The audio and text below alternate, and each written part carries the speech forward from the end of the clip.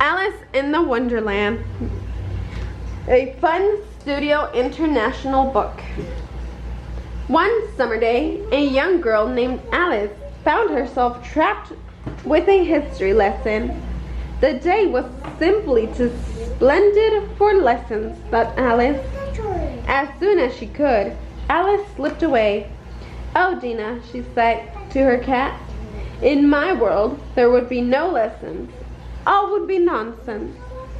As Alice dreamed of her wonderland, a well-dressed white rabbit ran past. I'm late," the white rabbit cried. Alice and the cat raced after him. He must be going to something awfully important. "Like a party," she told Dina. They followed the white rabbit to a rabbit hole. Alice squeezed into the rabbit hole, even though she knew she did not belong there. "After all," she said, "curiosity often leads to trouble." Alice's voice disappeared into a dark hole along with the rest of her. Alice floated down through the darkness as a lamp drifted past. Alice turned it on and looked about her. As Alice landed, a pair of white rabbit feet raced past her. "Oh, wait, Mr. Rabbit, please," Alice called. She raced down a hallway as the white rabbit slammed a door behind him. Alice followed him through the small and smaller doors. "Curiouser and curiouser," Alice said. At the last and smallest door, Alice twisted the knob. A nose wiggled under her hand. "What a strange place," Alice thought. She asked the doorknob if she could go through.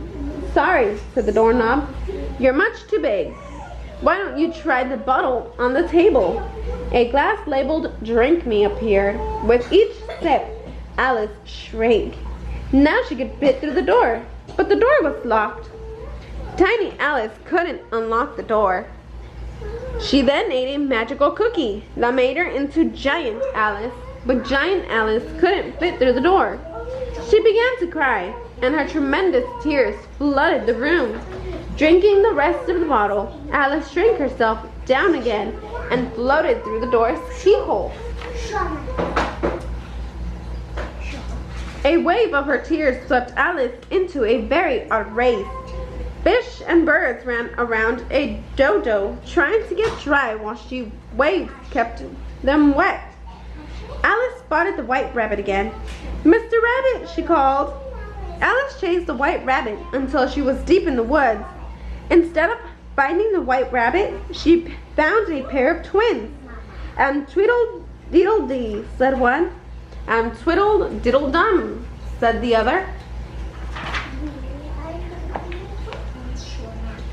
"I'm following the white rabbit," Alice told Tweedledee and Tweedledum. "I'm curious to know where he's going." Tweedledee-dum sighed. "It can be dangerous to be too curious." "I am sure you are right," said Alice. But nevertheless, she hurried off to find the white rabbit. To Alice's surprise, the white rabbit found her. "I'm late," he said. "Got to get my gloves." Inside his cottage, Alice found cookies labeled "Eat Me." Happily, Alice helped herself. Soon, she felt herself growing and growing. She grew until her arms and legs stuck out of the white rabbit's cottage. "Help! Monster!" The white rabbit ran for the dodo. The dodo suggested burning down the house. Alice ate a carrot from the rabbit's garden and shrank to a tiny size again. As the dodo asked her for a match, the white rabbit ran off once more. "Oh dear," puffed Tiny Alice. "I'll never catch him." Alice ran out of the garden and came up on a caterpillar making smoky vows. "Who are you?" he asked, puffing out a U. Alice blew his smoke away and blew the caterpillar right out of his clothes. Alice was worried until she saw that the caterpillar had become a butterfly. As the new butterfly flew away, he told her, One side of the mushroom will make you grow taller, and the other side will make you grow shorter. Alice broke off 2 pieces of the mushroom. I wonder which side is which, she said. With a shrug, Alice bit into the first mushroom piece. Normal size again. Alice tucked the leftover mushroom pieces in her pocket. She searched for some sign of the white rabbit. She did find signs, but they didn't help. As Alice puzzled which way to go, she heard singing. Alice looked up and saw a large mouth grinning down at her. Bit by bit, the body of a Cheshire cat appeared. If you'd like to know, he said, the white rabbit went that way, of course. If I were looking for a white rabbit, I'd ask the Mad Hatter. Or there's the March Hare.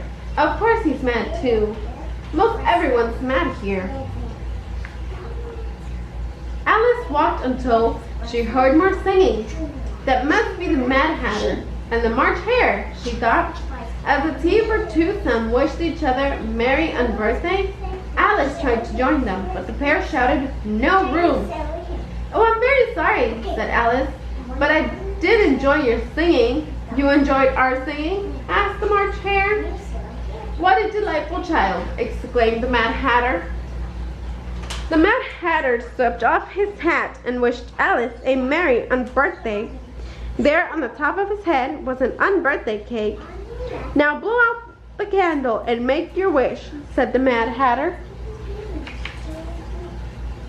As if in answer to Alice's wish, the rabbit appeared.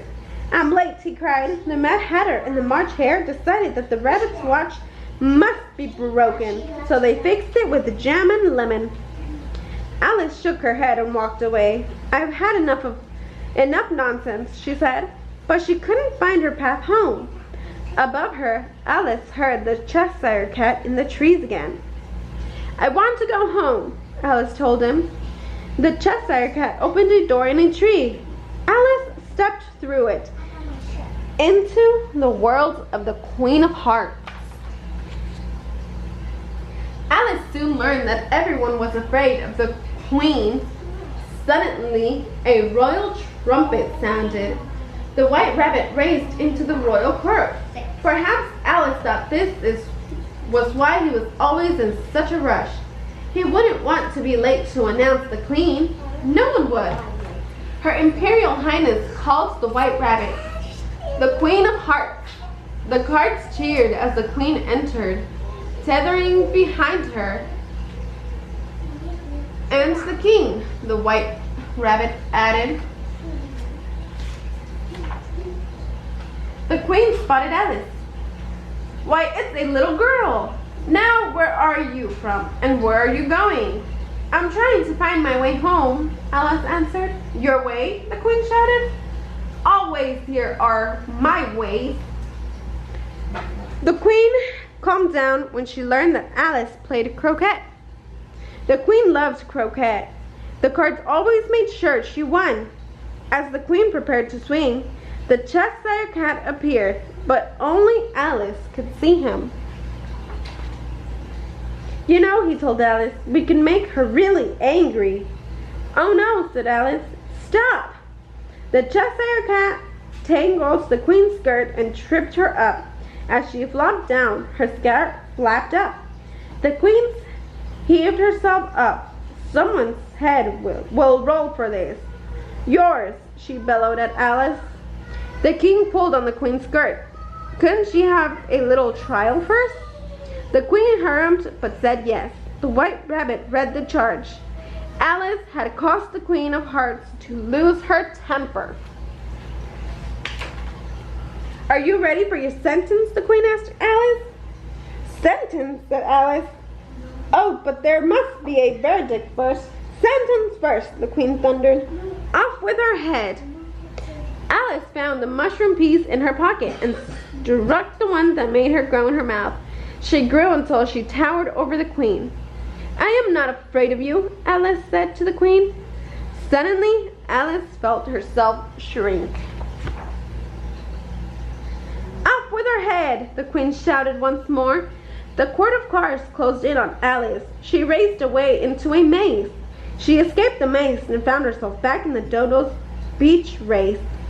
The guards chased Alice down the beach into the wisps of smoke. Alice saw the doorknob and his little door. She tugged on the doorknob. "It simply must get out," she gasped. "But you are outside," the doorknob said. Alice peered through the keyhole. There she was, sleeping in the meadows where she had heard her history lesson. "Alice!" Alice's sister woke her up. "It's time for tea." Alice looked around. Her Wonderland with its angry queen was gone. Alice shook her dream and smiled. The day was simply too splendid for nonsense. The end.